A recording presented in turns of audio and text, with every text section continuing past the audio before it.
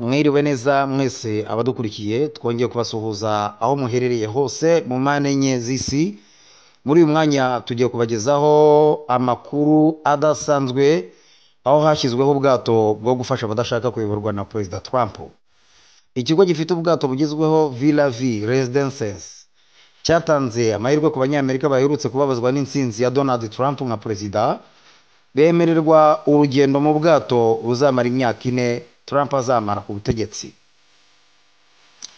Ni urugendo ruzakorerwa mu bwato bw'icyo kigo bwitwa Villa V Odyssey, bukazanyura mu bihugu 140 hirya no hino ku isi. Umuyobozi w'ikigo Michael Peterson yatangaje ko batangiye kwiga uyu mushinga ubwo Trump yari akiri kwiyamamaza. Ati twabitekerejeho mbere yuko ibyavuye mu matora bitangazwa, twe ntabwo twarebaga ku muntu uzatsinda kuko byigaragazaga ko uzatsinda wese hari 1/2 cy'abaturage kizasigara kitishimye.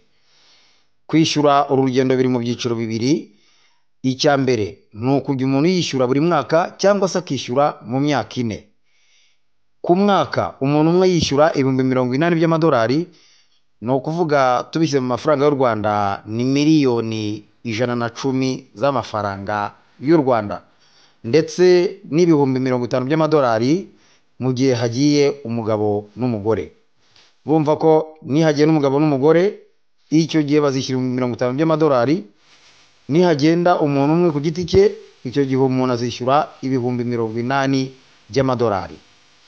Ku bashaka rero kwishyurira rimwe imyaka 4, umuntu umwe yishyura amadolari y'Amerika ibihumbi 256, ubishyize mu mafaranga y'u Rwanda ni miliyoni 352 cyangwa se ibihumbi 300 by'amadolari ku bantu babiri.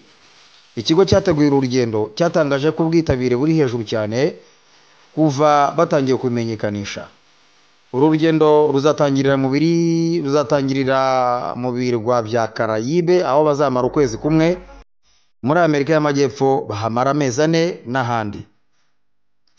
Biteganyijwe ko ubu bwato buzatwara abantu barenga 650. Abazajyamo bazahabwa ibyangombwa byose birimo ibiribwa n'ibinyobwa ndetse n'ubuvuzi. Ubu bwato kandi buzaba burimo internet ku buryo abazaba burimo bazakomeza gukurikirana ibibera hirya no hino isi. Murumva ko rero ari ibintu bidasanzwe aho umuntu ashobora kwifata agatanga miliyoni 352 z'amanyarwanda kugira gusa ngo ahunge umuperezida runaka adashaka, hanyuma ajye kwibera mu bwato kugeza igihe manda ye izarangirira. Ubwo rero nizere ko ibyo ngibyo ari byo muri Leta Zunze Ubumwe za Amerika, ariko muri Afurika nizere ko nta muntu n'umwe wategereza ikintu nk'iki ngiki, kuko ayo ngayo si amafaranga yakigonderwa na buri muntu wese. Reka tubashimire. Nge Emmanuel Nshimiyimana, Imana ikomeze kubana namwe kandi mukomeze muhahe muronke.